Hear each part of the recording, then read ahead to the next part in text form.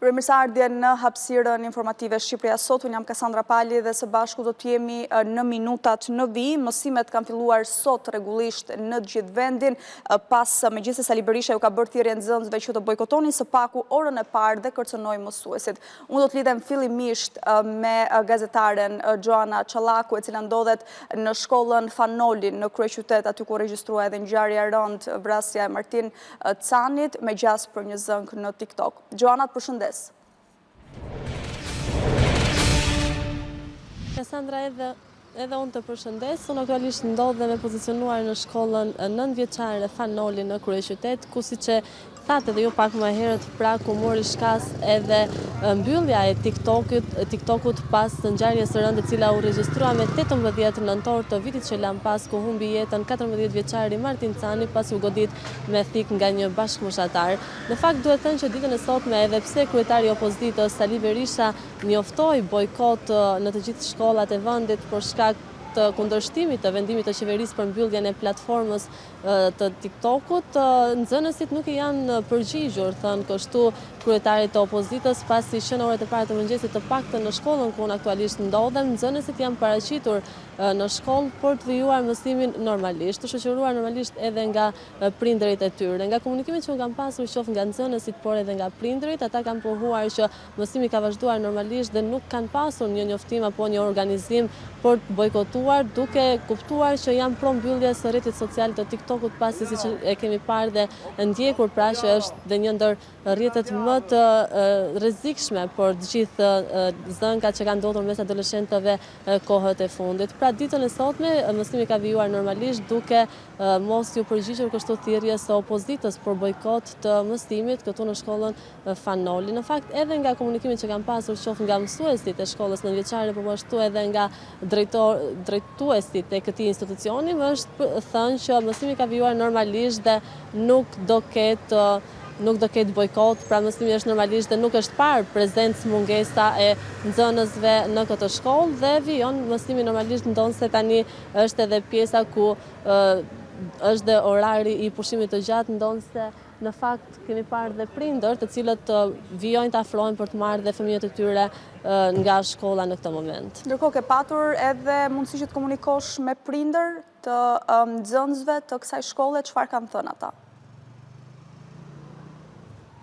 Po, Kasandra, në fakt më kanë komunikuar që janë pro mbylljes së rrjetit social TikTok dhe nuk sa i takon bojkotimit të mësimit, kanë thënë që nuk kanë pasur dijeni apo të jetë thënë për të organizuar një aktivitet të tillë, pra për të protestuar, duke lënë të nënkuptuar kështu që janë pro mbylljes të TikTokut dhe vijimit normalisht të mësimit për fëmijët e tyre. E qartë. Faleminderit Gjoana për këtë raportim të drejtë për drejtë. Do të lidhem tani me kolegen Aigena Korbi, e cila është pozicionuar në një tjetër shkollë këtu në kryeqytet. Aigena, përshëndetje.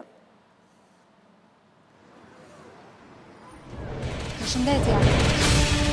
Ku je pozicionuar edhe çfarë po ndodh në këtë shkollë që ti po ndjek nga afër, që prej mëngjesit gjitha zhvillimet ka vijuar mësimi normalisht? Mësimi po vijon normalisht në shkollën 9-vjeçare Vasil Shanto ku ndodhem. Kjo shkollë në njësinë numër 5 në Tiranë me rreth 1200 nxënës, sipas drejtoreshës nuk ka pasur mungesa, të paktën të paarsyeshme. Nxënësit, shumica prej tyre të shoqëruar nga prindrit, kanë mbërritur në shkollë pa shkuar ora 8.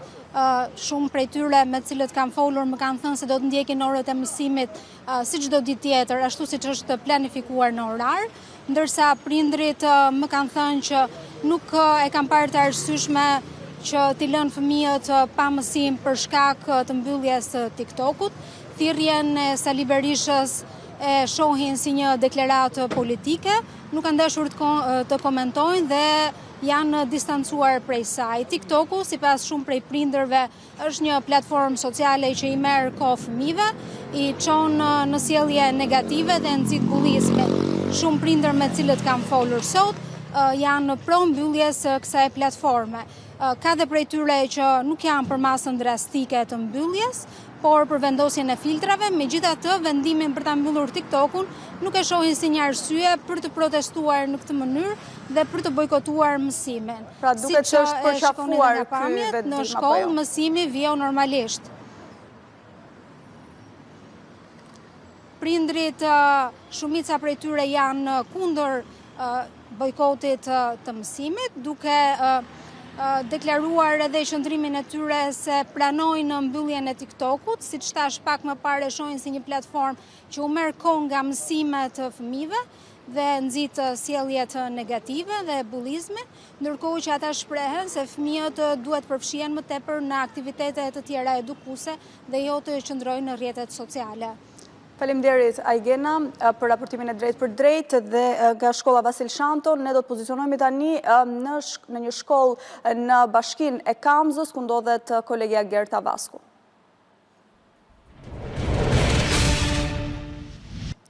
Gerta, të përshëndes, ku je pozicionuar dhe ke patur mundësi që të bisedosh me prindër, me nxënës, me përfaqësues të shkollave, si po vijon mësimi? Të përshëndes Cassandra, unë aktualisht janë vendosur në shkollën nëntëvjeçare Hillary Clinton në bashkinë e Kamzës, ku këtu aktualisht vijon normalisht procesi mësimor që ka nisur që prej orës 8 të mëngjesit. Në fakt, unë kam mundur të bisedoj me mësues të kësaj shkolle, të cilët më kanë konfirmuar se nuk ka pasur asnjë lloj bojkoti në shkollën nëntëvjeçare Hillary Clinton, pra mësimi ka vijuar normalisht. Ne është ora 11 dhe pritet që rreth orës 11:30 të përfundojë dhe mësimi për klasat fillore të kësaj shkolle, pra ka qenë një proces normal i mësimit. Ndërkohë sa i përket mendimeve të prindërve, sigurisht ata nuk janë përgjigjur thirrjes për bojkot të zotit Berisha javën e kaluar për të kundërshtuar mbylljen e TikTok nga qeveria. Ata i kanë sjell fëmijët këtë mëngjes, pra të mëngjesin kësaj të marte në shkollë për të vijuar normalisht procesin mësimor. Ndërkohë, më herët Cassandra, duhet ta theksoj se kam qenë edhe në gjimnazin Ibrahim Rugova në bashkinë e Kamzës, ku dhe aty ka vijuar normalisht procesi mësimor, ku nxënësit nuk i janë përgjigjur thirrjes për të bojkotuar mësimin, një thirrje bërë nga zoti Berisha javën e kaluar për të kundërshtuar mbylljen e TikTok. Në fakt, nga biseda që unë kam pasur me nxënësit e gjimnazit Ibrahim Rugova, ata më kanë shprehur se nuk ka pasur organizime, një pjesë e tyre nuk kishin as informacion për thirrjen e bërë nga zoti Berisha, duke treguar në fakt edhe indiferencën e tyre për thirrjet politike. Pra ka qenë një proces normal mësimi, dua ta theksoj edhe një herë, në të gjithë bashkinë e Kamzës, në të gjitha shkollat, kjo e martë ka qenë një ditë normale mësimi, pra nuk ka pasur asnjë lloj bojkoti.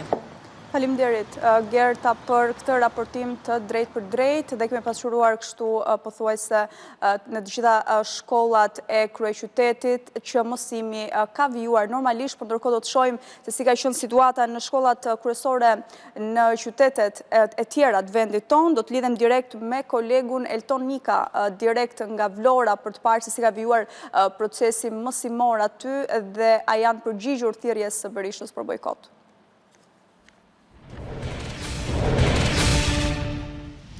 Elton, të përshëndes, nga vëzhgimi që të ke kryer që prej mëngjesit në shkollat e qytetit të Vlorës, ka vijuar procesi normalisht i mësimit? Në Vlorë, procesi mësimit të vijon normalisht edhe në këta momente që flasim bashkë, edhe prej orëve para të mëngjesit, prej orës 8, gjithçka në shkollat e qytetit të Vlorës ka vijuar normalisht. Pra nuk ka patur një bojkot të nxënësve, a një përgjigje, nëse mund të themi siç thotë ju, për bojkot, siç është kërkuar edhe nga Berisha, ndërkohë që edhe gjatë vëzhgimit që kemi kryer edhe në orët në vijim në shkollat e qytetit të Vlorës, gjithçka është duke vijuar normalisht, nxënësit janë brenda klasave për të vijuar mësimin, ndërkohë që edhe në kontaktet që kemi patur me vetë nxënës, shumë pak ata kanë qenë të informuar rreth një bojkoti apo një proteste të mundshme gjatë ditës sotme pikërisht për mbylljen e TikTokut. Unë jam vendosur pranë një gjimnazi Mustafa Kemal Atatürk në qytetin e Vlorës, aty ku mësimi tashmë vijon normalisht, por kam ndjekur edhe dy gjimnazet e tjera të cilat janë brenda qytetit të Vlorës, por dhe shkollat 9-vjeçare, ndërsa gjithçka është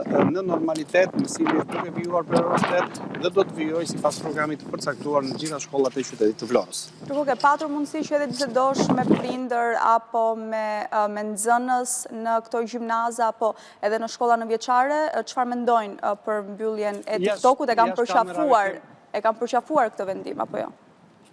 E kam përqafuar kryesisht prindërt të cilët janë pro mbylljes së TikTokut për vetë faktin që ka patur jo pak herë problematika të cilat janë vërejtur pikërisht me përdorimin e TikTokut nga adoleshentët apo dhe me mosha më të vogla, ndërkohë që nga ajo që kem pyetur nxënësit, më tepër janë fokusuar pikërisht tek fakti që do të bojkotojë sot apo jo mësimi, me këta të fundit që nuk kishin asnjë lloj informacioni rreth të bojkotit të mësimit, por do të vijonin atë normalisht, do të shkonin në auditore. Pra në një farë mënyrë duke përqafuar faktin se mbyllja e TikTokut ndoshta është një gjë shumë e mirë dhe do të ndihmojë më pas edhe nxënësit, por edhe prindërit që të jenë ndoshta edhe më të qetë, siç e thash pak më parë pas problematikave që her pas here ka shfaqur përdorimi i TikTokut tek adoleshentët. Faleminderit Elton për këtë raportim të drejtë për drejtë dhe nga Vlora do të zhvendosemi në qytetin e Fierit me kolegen Balbona Davidi për të parë se si është situata në shkollat e këtij qyteti.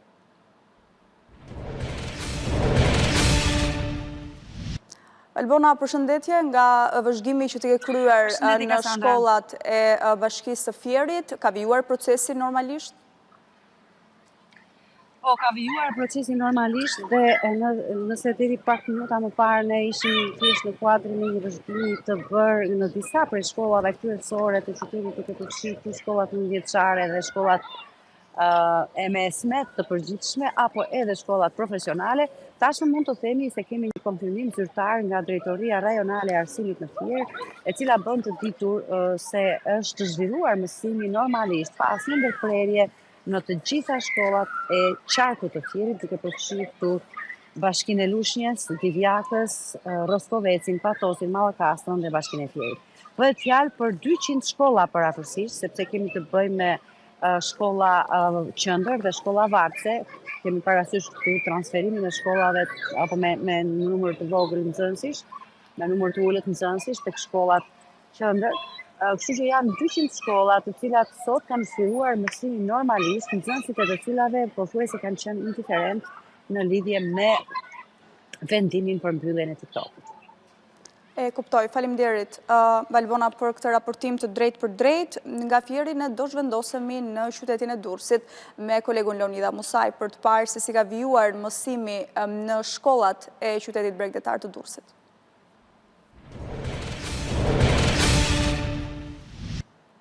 Leonida, të përshëndes, nga vëzhgimi që të ke kryer që prej mëngjesit, çfarë ka ndodhur në shkollat e qytetit, duket se edhe aty është bojkotuar jo ora e parë mësimore, por thirrja e Berishës për të bojkotuar kështu mësimi, se edhe akon vendimit qeverisë për të mbyllur TikTokun, apo jo?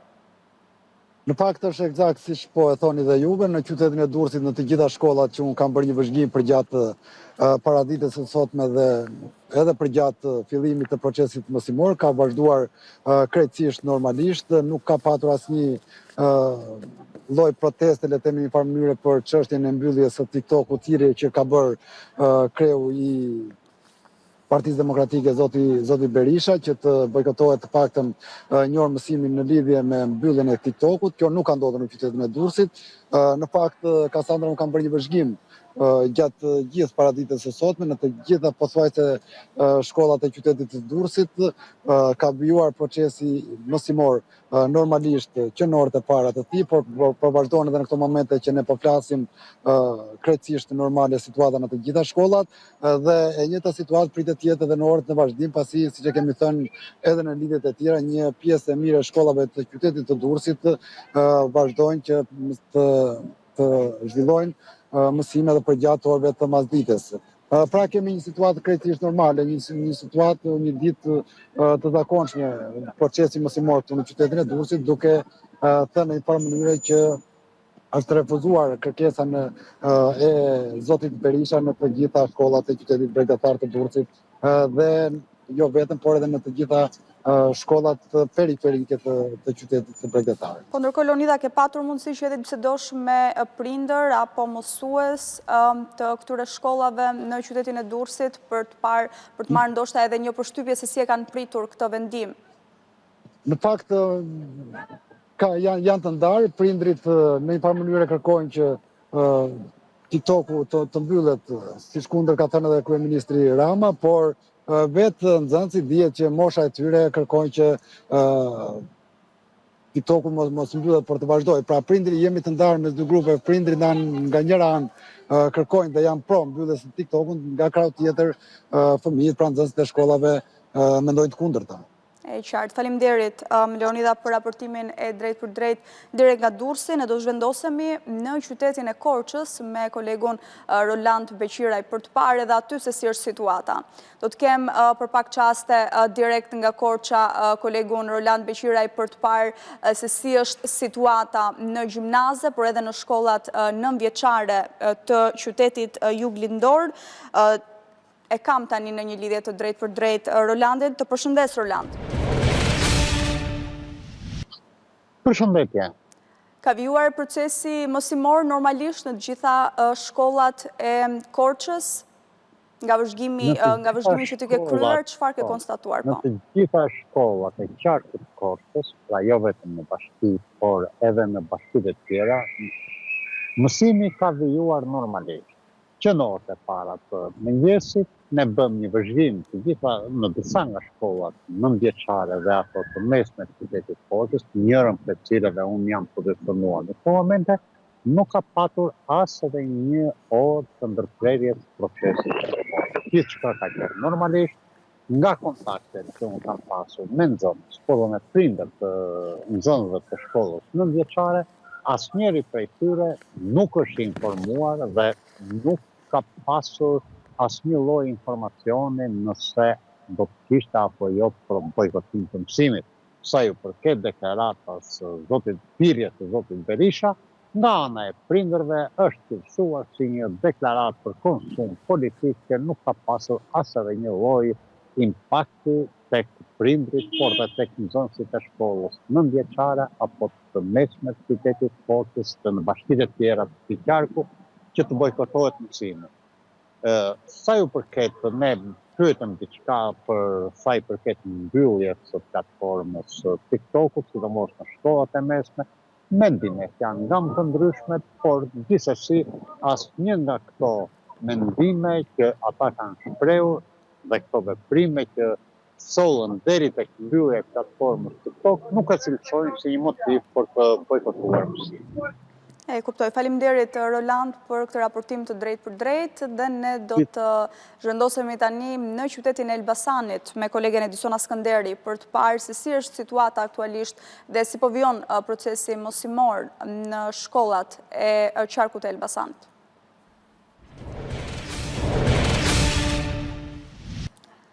Edisona, të përshëndes, edhe në Elbasan nuk kemi një bojkot të orës së parë mësimor apo jo? Ju përshëndes, Kassandra. Në fakt në qarkun e Elbasanit të paktën, në të gjitha gjimnaset, mësimi ka vijuar normalisht, nxënësit janë paraqitur në orarin zyrtar pranë ambienteve të shkollave të tyre, nga ku kanë ndjekur në mënyrë normale procesin e mësimit. Në asnjë nga shkollat nuk ka pasur bojkot, ne kemi pasur komunikim edhe me zyrat vendore arsimore, të paktën në qarkun e Elbasanit, nga ku na është konfirmuar se mësimi ka vijuar normalisht dhe në asnjë nga institucionet arsimore në qarkun e Elbasanit nuk ka pasur bojkot dhe askush nuk është përgjigjur thirrjes për të bojkotuar procesin e mësimit. Jashtë kamerave kemi pasur komunikim edhe me nxënësit, të cilët shprehen se për ta e rëndësishme është vjueshmëria e procesit të nxënit. Një pjesë e mirë e tyre janë në maturë, çka do të thotë se përgatitja është e rëndësishme për të gjithë, ndaj është thelbësore që të mos mungojnë në asnjë orë mësimin. Ndaj 100% në shkollat e Elbasanit është vijuar normalisht procesi i mësimit dhe nxënësit nuk e kanë bojkotuar, duke vlerësuar si një mënyrë shumë të rëndësishme dhe shumë një nga pikat më të rëndësishme të karrierës së tyre, formimin, nxënësit kanë vijuar të ndjekin mësimin duke parë atë që nesër do të jetë edhe karriera e tyre. Ndërkohë, ke patur mundësi edhe që të bisedosh me prindër të nxënësve në këto shkolla, çfarë thon ata? Kemi pasur mundësi në fakt të flasim edhe me prindërit, por gjithashtu edhe me stafin e mësuesve, të cilët nuk kanë dashur të shprehen përpara kamerave, por që na kanë konfirmuar se mësimi ka vijuar normalisht dhe nuk ka pasur asnjë hezitim nga nxënësit, kryesisht gjimnazistët, për të bojkotuar orën e parë të mësimit si gjatë ditës së sotme.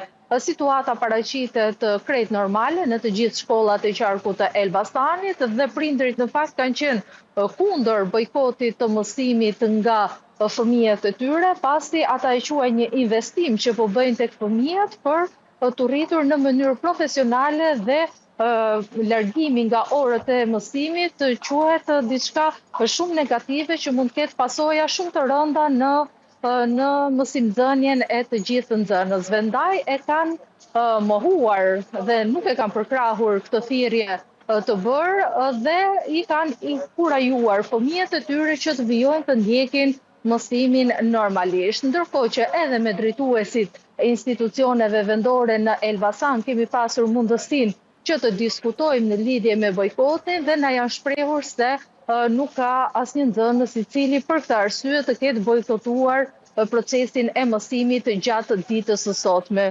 Përkundrazi, të gjithë kanë qenë prezent në klasat e tyre duke vijuar normalisht procesin mësimor.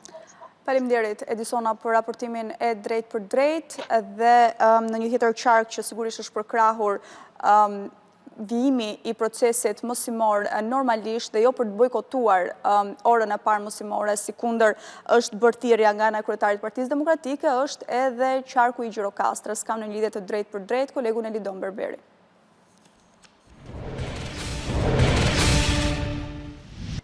Elidon, të përshëndes që prej mëngjesit në qytetin e Gjirokastrës ke patur mundësi edhe që të kryesh një vëzhgim sa i takon procesit mësimor në shkollat e kësaj bashkie. Çfarë ke konstatuar nga i gjithë vëzhgimi?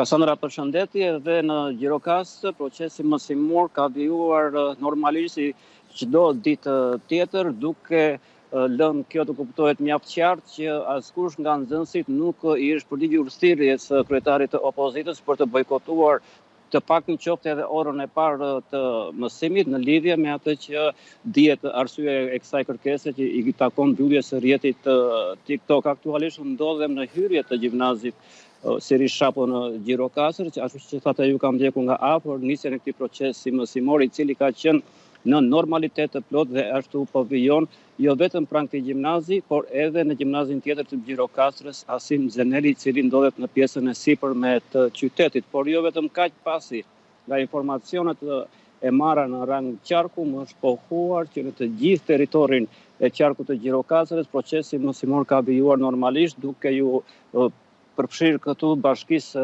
Libohovës, të Dropullit, të Tepelenës, të Kërcyrës, të Memaliejt edhe të Përmetit. Pra në asnjë nga këto bashki ambienteve arsimore nuk kemi patur për asnjë moment bojkotim të procesit të mësimit.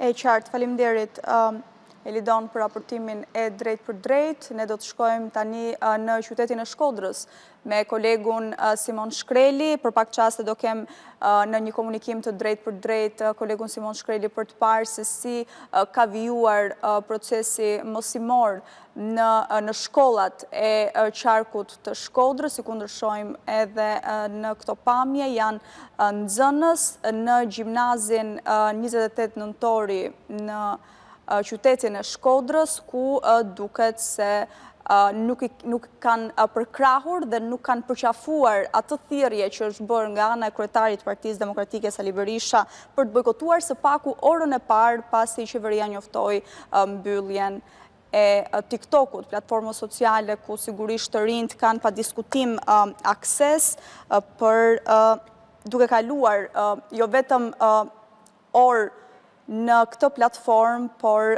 patjetër edhe për shkak të gjithë sjelljeve negative dhe zënkave që nisin kryesisht nga përdorimi i tepërt i këtyre platformave sociale. Janë pikërisht nxënësit të cilët nuk e kanë bojkotuar kështu orën e parë mosimore, si kundër është bërë thirrje. Kam tani në një lidhje të drejtë për drejtë Simon Shkrelin, direkt nga Shkodra. Simon, të përshëndes.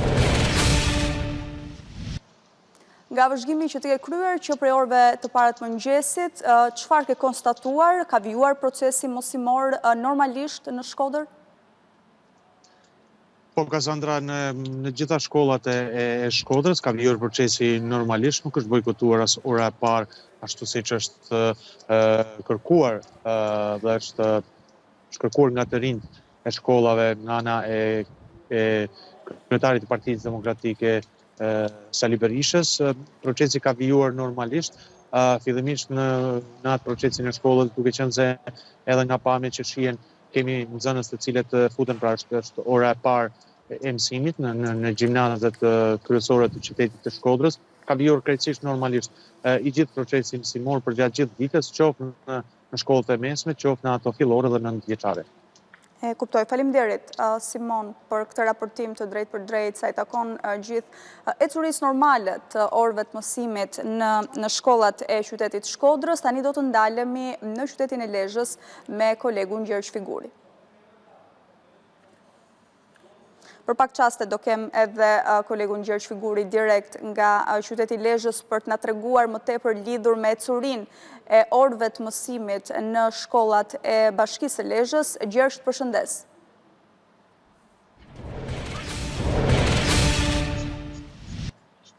Nga vëzhgimi që ti ke kryer që prej orëve të parë të mëngjesit, çfarë ke konstatuar? Nxënësit nuk e kanë bojkotuar orën e parë mosimore, si kundër është bërë thirrje pak ditë më parë nga ana e kryetarit Partisë Demokratike Sali Berisha.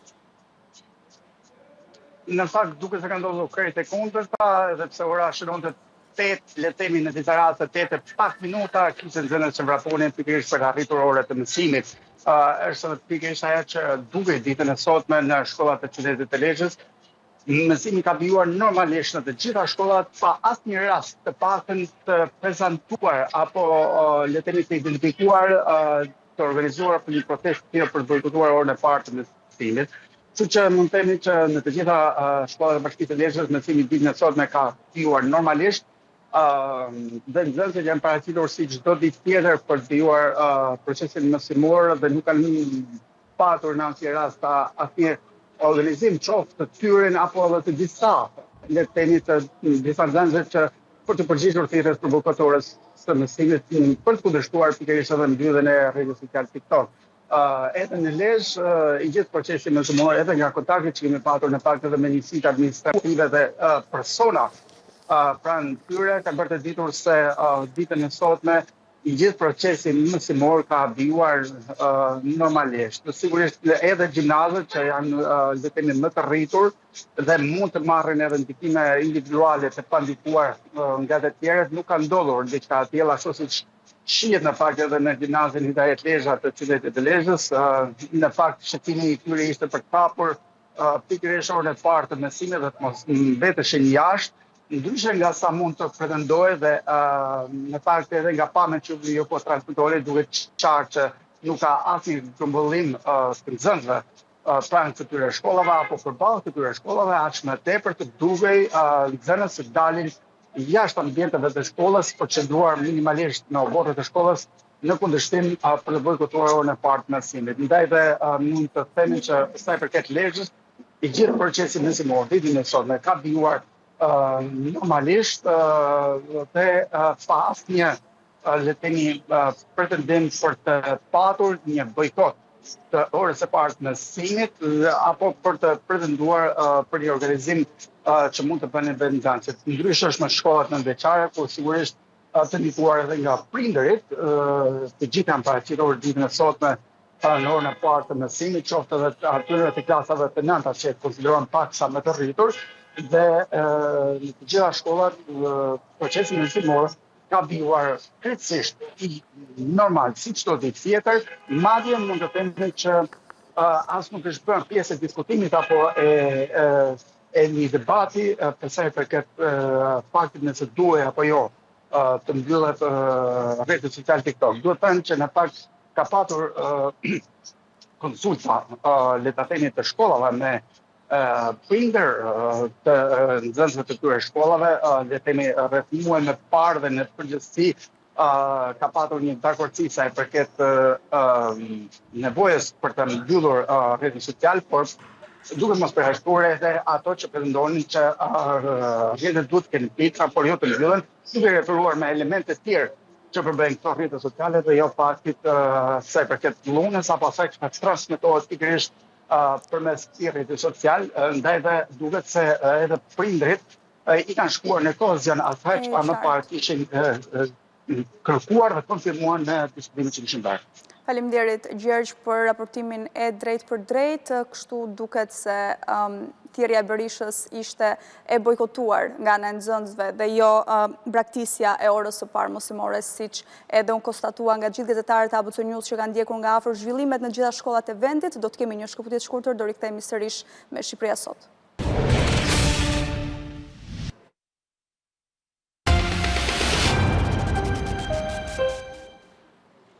Ishni drejt përse drejti Shqipëria Sot, deputeti i Partisë Socialiste Petro Koçi tërhiqet nga gara zgjedhore 11 majit duke mos kërkuar një tjetër mandat parlamentar. Vendimin e njoftoi pasi kryeministri Rama tha se deputetët e vjetër do të garojnë në lista të hapura. Koçi thotë se ai nuk ka një zonë të caktuar në territor dhe kjo e vën në kushte të pabarabarta. Deputeti socialist thotë se do të punojë për Partinë Socialiste në këtë zgjedhje pasi fitoria e tij është domosdoshmëri për të ardhmen e vendit. Vendimin për të mos kandiduar në këtë zgjedhje, deputeti e ka deklaruar mbrëmë në Real Story në ABC News. E ndjekim. Nuk besoj se do jem të lista. Po Petro, kush nuk do hyjë të thotë fillim. Nuk kam një zonë. Një deputet që ka një zonë, ka një, po themi, një bazë. Përse do jesh fare? Po ndosha Rama ka dashur, të tund konetën e Partisë Socialiste, ndosha mund të... Unë do punoj për Partinë Socialiste, por nuk besoj se do jem... Pra, themi nëse do jeni në listë hapur, nuk do të pranonit kandidat. Duhet... Mirë, ndoqëm kështu edhe deklaratën e Petro Koçit mbrëmë në Real Story, ku edhe njoftoi tërheqjen e tij nga gara zgjedhore 11 maj. Do të ecim më tej me të tjera informacione. Pas një muaj izolim për arrestimin e tij, kryetari i Bashkisë së Tiranës, Erion Veliaj, është sot në seancë në gjykatën e apelit posaçëm për të kërkuar kështu lirimin nga qelia. Në SPAK ndodhet kolegu Ermal Via, kam në një lidhje të drejtë për drejtë.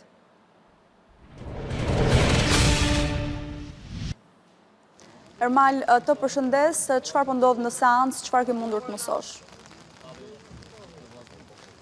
Kassandra, momentalisht kemi mësuar se seanca është ndërprerë, ka qenë një seancë e nisur prej orës së 10 në gjykatën e apelit të posaçëm, ku deri më tani kanë qenë avokatët mbrojtës të kryebashkiakut të Tiranës Erion Veliaj, që kanë kundërshtuar masën e sigurisë arrest në burg të caktuar nga gjykata e shkallës së parë ndaj Veliajit, ku sipas hetimit të prokurorisë rezultoni përfshirë në akuzën e korrupsionit dhe atë të pastrimit të parave. Nga ana tjetër, do të shohim se kush do të jetë edhe qëndrimi i gjyqtarit të apelit posaçëm me Ngert Pullumbi, që duhet thënë se ditën e sotme në fakt rrëzoi një kërkesë të palës mbrojtëse, siç ishte edhe pjesëmarrja e avokatit amerikan Joshua Roberts, i cili kërkonte që të ishte pjesë e seancës gjyqësore në cilësinë e vëzhguesit. Por me vendim të gjyqtarit e Ngert Pullumbi, u argumentua se ai nuk mund të ishte pjesë e kësaj seance gjyqësore për shkak se nuk kishte, le të themi, një licencë avokatie të firmosur nga pala shqiptare, gjithashtu nuk mund të përfaqësonte në këtë seancë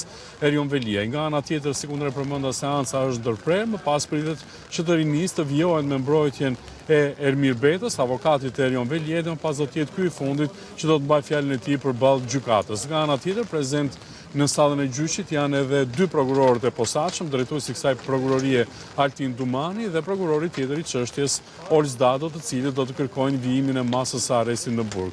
Do të shohim në fund se kush do të jetë vendimarrja e gjykatës. Nga ana tjetër kanë ankimuar masat e sigurisë edhe biznesmeni Elman Abule, ku ky i fundit është duke u hetuar njësoj si Veliaj me masën e arrestit në burg, ndërsa biznesmenët e tjerë në masën e detyrimit për të paraqitur në prokurori. E kuptoj, faleminderit Ermal për gjitha dhënat e fundit që ndave se i takon seancës që po zhvillohet në apel, ku kryetari i Bashkisë së Tiranës kërkon lirimin nga qelia. Do të ecë mëtej me informacionet, një aksident i rënd ka ndodhur në aksin rrugor Lesh-Shkodër pranë kryqëzimit të fshatit Dajç, një motor është përplasur me një kamion që po transportonte një eskavator. Përplasja ka qenë e fortë duke i shkaktuar plagë të rënda drejtuesit 51 vjeçar të motorit Arben Tanushi, i cili ka ndëruar jetë në spital. Shkaqet e aksidentit nuk dihen, ndërsa shoqëruar në polici drejtuesi i kamionit.